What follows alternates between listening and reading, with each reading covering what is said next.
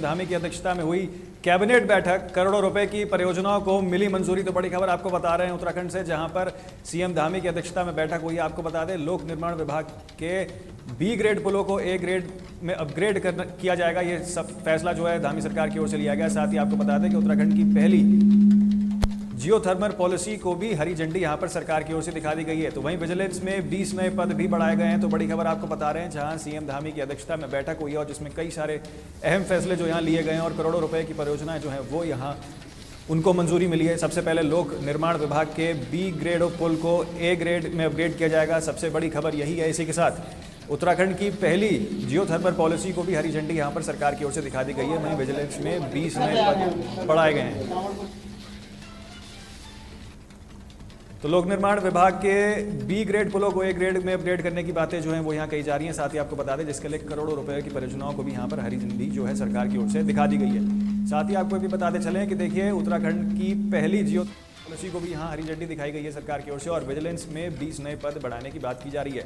मौजूदा वक्त में तकरीबन 132 पद हैं, जिनको बढ़ाकर 152, यानी कि जब 20 पद और जोड़ दिए जाएं उसमें, तो तकरीबन 152 पद जो हैं वो फिलहाल विजिलेंस में हो जाएंगे। तो बड़ी खबर आपको उत्तराखंड से, जहां पर कैबिनेट की बैठक में कई सारे अहम फैसले और करोड़ों रुपए की परियोजनाओं को यहां पर हरी झंडी सरकार की ओर से, सीएम धामी की ओर से दी गई है।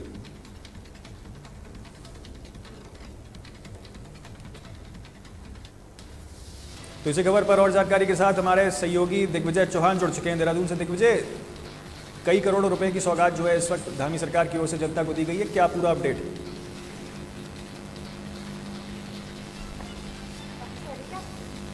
दिग्विजय, आप तक आवाज आ पा रही है मेरी? जी संदीप, आपके उत्तराखंड कैबिनेट की महत्वपूर्ण बैठक हुई है। मुख्यमंत्री सिंह धामी की अध्यक्षता में बैठक हुई और इस बैठक में कई महत्वपूर्ण प्रस्तावों पर धामी सरकार ने अपनी मुहर लगाई है।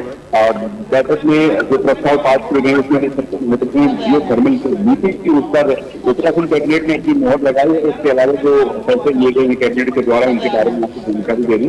पुलों की क्षमता को बढ़ाने के लिए जो प्रोजेक्ट मैनेजमेंट यूनिट है उसको भी उत्तराखंड सरकार ने मंजूरी दी है। इसके अलावा सतर्कता विभाग के ढांचे में करीब 20 पद हैं, उनको बढ़ाया जाएगा, इसको मंजूरी मिली है। और ये चीजें पद इससे पहले 132 हुआ करते थे, तो आज ये पद 156 हो जाएंगे, बड़ी संख्या में 156 होगी। इसके अलावा जीएसटी को लेकर के भी फैसला लिया गया है कैबिनेट में, जिसमें जीएसटी विभाग के ढांचे में भी पदों की संख्या को बढ़ाया गया है। ये फैसला कैबिनेट ने लिया है। खनिज को लेकर के जो खनन न्यास है उसको बनाने तो उत्तराखंड सरकार ने लिया है। खनिजों को लेकर और जो खनन है, खासतौर पर बागेश्वर और इलाके में जो सरिया खनन होता है, तमाम तरह का जो खनन होता है, तो नए खनिजों के लिए जिला और प्रदेश में जो खनन न्यास है उनको बनाने का फैसला धामी सरकार ने किया है। इसके अलावा वृद्धावस्था की जो पेंशन होती है संदीप, इसको लेकर के भी एक महत्वपूर्ण फैसला उत्तराखंड सरकार ने कैबिनेट की बैठक में लिया है, जिसमें कि एक पुत्र, अब जब जो पुत्र है वो 18 साल का होने पर भी जो वृद्धावस्था की पेंशन है उसको बंद नहीं किया जाएगा। कैबिनेट में इसके संशोधन पर मंजूरी दे दी गई है। अच्छा, जीरो टॉलरेंस की यहाँ सरकार लगातार बात कर रही थी और कई सारे हमने देखे पिछले दिनों जो है कार्रवाई भी अधिकारियों के ऊपर हो रही थी, और इसी के चलते कहीं ना कहीं विजिलेंस के जो 20 नए पद हैं बढ़ाए गए कहीं ना कहीं। क्यों दिग्विजय? क्योंकि विजिलेंस की टीमें लगातार पिछले दिनों कहीं लगातार कार्रवाई कर रही थी।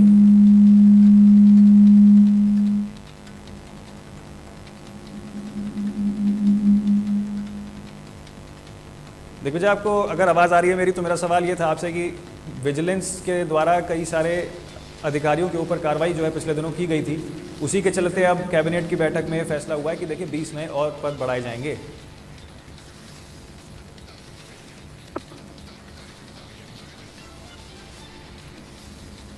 चलिए, शायद कुछ तकनीकी खामियां हो सकती हैं। बहुत शुक्रिया दिग्विजय आपका तमाम जानकारी के लिए। अगली खबर का रुख करेंगे, जहां पर कांवड़ यात्रा में मुस्लिम कारीगरों के द्वारा बनाई जा रही कांवड़ पर उठ रहे हैं सवाल। आपको बता दें, पूर्व मुख्यमंत्री हरीश रावत ने भाजपा पर प्रहार करते हुए कहा कि भाजपा की सोच यहीं तक है और आने वाले दिनों में ऐसा ना हो कि रामलला की मूर्ति का खंडन कर दें, क्योंकि उनके वस्त्र और मंदिर के पुजारियों की पादुका भी मुसलमान ही बनाते हैं। उन्होंने कहा कि ये सब पिछले वर्षों उत्तर प्रदेश में नाम को लेकर हाईकोर्ट ने सरकार को फटकार लगाई। अब बीजेपी ने एक बार फिर से चोर दरवाजे से वही खेल शुरू कर दिया है। सिर्फ भाजपा वालों से कहना चाहता हूँ, जो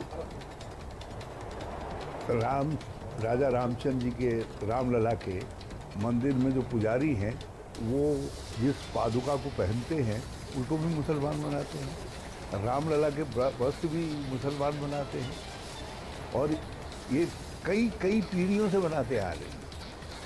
कई कई कई चीज़ों को बनाते आ रहे हैं। तो आपको जो है अब कल तो भाजपा वाले कहने लगेंगे कि रामलला की मूर्ति भी खंडित हो गई है। तो ये भाजपाइयों का हरिद्वार में कांवड़ मेला को देखते हुए प्रशासन ने सड़कों से अतिक्रमण हटाने का अभियान तेज कर दिया है। जिलाधिकारी मयूर दीक्षित के आदेश के बाद नगर निगम और मेला प्रशासन की टीमों ने शहर में अतिक्रमण हटाने का अभियान शुरू किया। आपको बता दें कि हरिद्वार के मुख्य नगर आयुक्त और अपर मेलाधिकारी की निगरानी में अभियान चलाया गया, जहां टीमों ने सड़कों और फुटपाथ पर लगे अवैध ठेलों को हटाया और कब्जे में लिया।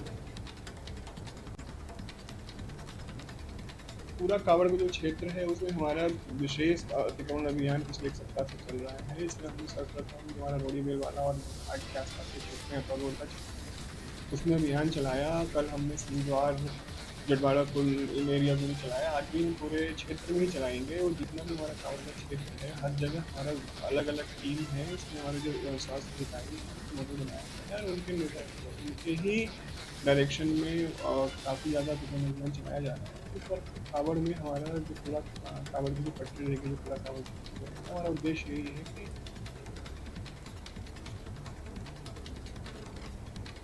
नैनीताल के वरिष्ठ पुलिस अधीक्षक प्रहलाद नारायण मीना की अध्यक्षता में मासिक अपराध समीक्षा बैठक का आयोजन हुआ।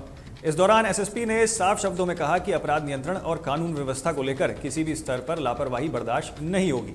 वहीं 30 अधिकारियों को काम में लापरवाही के चलते फटकार लगाई गई और सुधार न होने पर कड़ी कार्रवाई की चेतावनी भी दी है। साथ ही बेहतरीन काम करने वाले 23 अधिकारियों को और कर्मचारियों को प्रशासित पत्र देकर सम्मानित भी किया गया।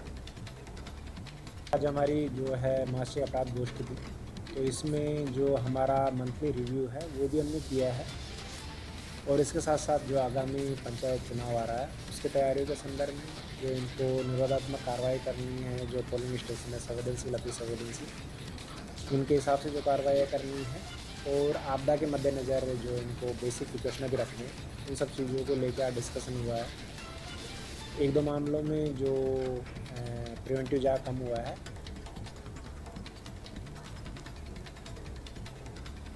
रुड़की में गन्ना विकास समिति की हाल ही में चेयरमैन बनी नीशू राठी ने सैकड़ों समर्थकों के साथ शपथ ली। इस मौके पर उनके साथ गन्ना विकास समिति के डायरेक्टरों ने भी शपथ ग्रहण ली।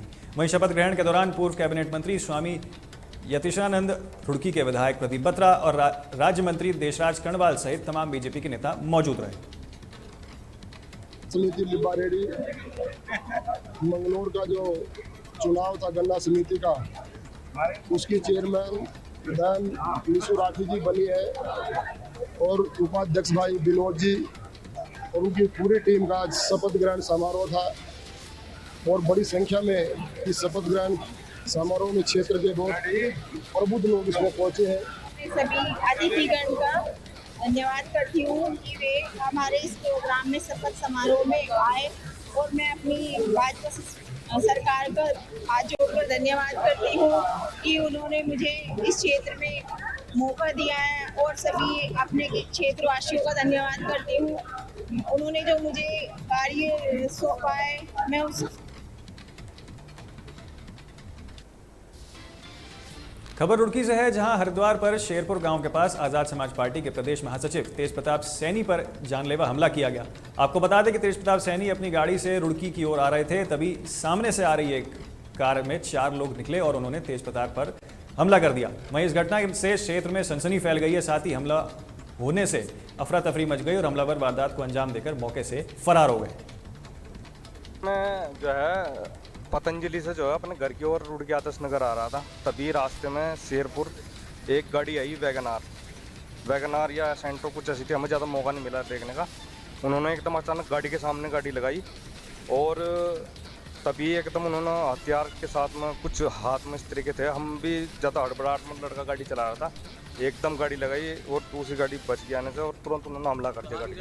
ये शेरपुर की घटना, शेरपुर हम शनिदेव मंदिर के पास में। हमारे तेज प्रताप सैनी जी हैं, ये फिलहाल आज़ाद समाज पार्टी के प्रदेश महासचिव के पद पर कार्यरत हैं। ये श्रद्धांजलि सभा में शामिल होने के लिए आ रहे थे अपने घर से और यहाँ पर मंदाकिनी कॉलोनी के अंदर, क्योंकि भाई महक सिंह जो प्रदेश अध्यक्ष हैं आज़ाद समाज पार्टी के, उनके भाई के बच्चे की डेथ हो गई थी, तो आज श्रद्धांजलि सभा रखी गई थी, उसमें ये वहाँ पे आ रहे थे। तो सभा में पहुँचने के बाद इन्होंने हमें बताया कि मेरे साथ ऐसे ऐसे हादसा हुआ है। इन्होंने हमें पूरी डिटेल बताई और इन्होंने ये भी बताया कि मेरे पास सीसीटीवी कैमरा पूरी रिकॉर्डिंग है। उसी को लेकर हम यहाँ सिविल लाइन कोतवाली में पहुँचे हैं। यहाँ पर हम तहरीर दें। रुड़की के भगवानपुर क्षेत्र में राशन से बड़ा ओवरलोड ट्रैक्टर ट्रॉली ट्रक बेकाबू हो गया और 35 वर्षीय महिला को कुचल डाला, जिसके चलते उसकी मौके पर ही मौत हो गई। घटना के बाद गांव में मातम छा गया। आपको बता दें कि महिला अपने बच्चों के साथ अपने पिता को देखने के लिए मायके आई थी और वापस लौटते समय ये हादसा हुआ, जिसके बाद पंचनामा भर लाश को पोस्टमार्टम के लिए सिविल अस्पताल भेज दिया गया। हम वहाँ पर पहुँचे और वहाँ सड़क पर खून पड़ा था। जो हमारी बहन थी उसे ट्रैक्टर के पीछे की भी झाड़ दी वो, और वो ड्राइवर तेजी मतलब रुक नहीं रहा था किसी भी कीमत पर। लोड ट्राली थी इतनी भरते के बाल्टी से ऊपर भी उसमें कट्टे भरे हुए थे नाच के। कोर्ट से लौटा हूँ, जैसे यहाँ मुझे अपनी गाड़ी खड़ी कर रहा था तो मुझे पता लगा कि मेरे ताए की लड़की है, और आके बताया उन्होंने कि एक ट्रैक्टर जो है यहाँ से इधर से जा रहा था, वो अपने मायके आई हुई थी सिकरोटा से वो अपने ससुराल वापस जा रही थी लगभग शाम के 4 बजे। उसके पीछे एक ओवरलोड ट्रैक्टर लेके जा रहा था जो तेज गति और लापरवाही और शराब के नशे में था। उसने पीछे से जाके उनको टक्कर मारी जो लगभग 20 मीटर ट्रैक्टर के साथ हमारी बहन खींचती चली गई। उसके बाद ये काले भाई वहाँ पहुँचे, इन्होंने जो है गांव के कुछ लोग बुलाए और उन लोग बुलाने के बाद वो फिर उनको घर ले गए। अब वो पीएम के लिए रुड़की जा रखी है। अच्छा, आपको नहीं लगता कि भाई सिंगल लोड है और इसका ओवरलोड मान सकते हैं? बिल्कुल लगता है सिंगल लोड है। ये तो प्रशासन और कांवड़ मेले के दौरान हरिद्वार के बस अड्डे को शिफ्ट कर 3 अस्थायी बस अड्डे बनाए जाएंगे। वहीं ये अस्थायी बस अड्डे ऋषिकुल मैदान, गौरीशंकर पार्किंग और मोतीचूर मैदान में शामिल है। आपको बता दें कि रोडवेज की ओर से इसको लेकर तैयारियां भी कर ली गई हैं। देखिए, हम पुलिस के ट्रैफिक प्लान के हिसाब से हमारे बस स्टॉप की स्थिति रहेगी। पहले फेज में हमारा बस अड्डा ऋषिकुल से चलेगा और यदि भीड़ बढ़ती है तो हमारे यहाँ 3 बस अड्डे बनाए जाएंगे, ऋषिकुल, चंडीपुल और मोतीचूर। देहरादून की और ऋषिकेश की ओर आने वाली गाड़ियाँ मोतीचूर पर रुकेगी। दिल्ली, हरियाणा, पंजाब वाली गाड़ियाँ ऋषिकुल पे स्टैंड करेगी और हल्द्वानी, मुरादाबाद, बरेली, लखनऊ साइड से आने वाली गाड़ियाँ पहले फेज में गौरीशंकर पर रुकेगी। और यदि अत्यधिक भीड़ बढ़ती है तो ऋषिकुल भी शिफ्ट होकर जो दिल्ली रूट से आने वाली गाड़ियाँ फिर वो गौरीशंकर से ही उपलब्ध हो पाएंगी। अगर करीबन क्या अंदाजा लगाया जा रहा है कि कावड़ियों की कितनी भीड़ होती है, क्या कुछ पता चलता है? ये तो नहीं कहा जा सकता, पर पिछली बार 3 से 4 करोड़ जो कावड़िया आया था हरिद्वार में, और इस बार भी अनुमानित तो वही है। तो सारी व्यवस्थाएं कर ली गई है। बसों की क्या व्यवस्था है? बसों की व्यवस्था है, हमारी सभी गाड़ियाँ यहाँ से संचालित होगी। अदर राज्यों वालों को भी सूचित कर दिया गया। अदर राज्य से बहुत अधिक गाड़ियाँ आती है हमारे यहाँ कावड़ियों को लेकर, और वही गाड़ियाँ वापस लेकर जाती है। रुड़की के भगवानपुर क्षेत्र में इन दिनों चोरी की घटनाएं बढ़ती जा रही हैं और लुटेरे कहीं ना कहीं पुलिस को खुला चैलेंज देकर एक के बाद एक घटनाओं को अंजाम दे रहे हैं, लेकिन पुलिस नाकाम नजर आ रही है, जिसके बाद ग्रामीणों ने पुलिस की कार्यशैली को लेकर गुस्सा और नाराजगी वहीं इस पूरे मामले में पुलिस का कहना है कि जल्द ही इस गिरोह को पर्दाफाश कर गिरफ्तार किया जाएगा। सारी रात लमडा यहाँ पैरा गया, इंगा वाले में पैरा चल रहा, गंजे में पैरा चल रहा, सारे कहीं पैरा चल रहा। यहाँ भी सारी रात लंडे फिरे और दिन में एक मांगने वाली आई, उसे अट्टा दे दिया। अट्टा देने के बाद में उसने पानी का गिलास कहा और वो जैसे ही घूम का मुड़ी अपने नीचे गिर गई। वही कि अट्टा पे पड़ा है खंडा में। भाई मामला ये है, यहाँ की दिन लौटी, यहाँ की जकती ही पड़ी है। किसी की औरत के कान में घोस कर ले गई, गले में तार कुंडल थे सुनने के सब काट कर ले गई। ये जो है कोई मांगने वाली आई यहाँ घर में, और जैसे ही औरत जो है आटा लेकर आई घर से, तो उन्हें कुछ सुंगा और कान फाड़ के भागी, खून हो रहा और औरत जो है बेहोश पड़ी अंदर घर। देखिए, 1-2 घटनाएं बुग्गावाल और भगवानपुर क्षेत्र में हुई हैं, ये मेरे संज्ञान में है। पुलिस और लोकलाइट लोग भी अलर्ट हैं। पुलिस को हमने अलर्ट मोड में रखा है। वो रात के समय सोते हुए लोगों का कोई सामान ले जाने वाली इस बात के तथ्य आए हैं, तो हमारे पास तहरीर भी मिली है। हम पूरा अलर्ट मोड में, जल्दी ये जो गिरोह। फिलहाल के लिए खबर उत्तराखंड में इतना ही। बाकी हर छोटे बड़े अपडेट के लिए आप देखते रहिए सिर्फ तहलका डिजिटल।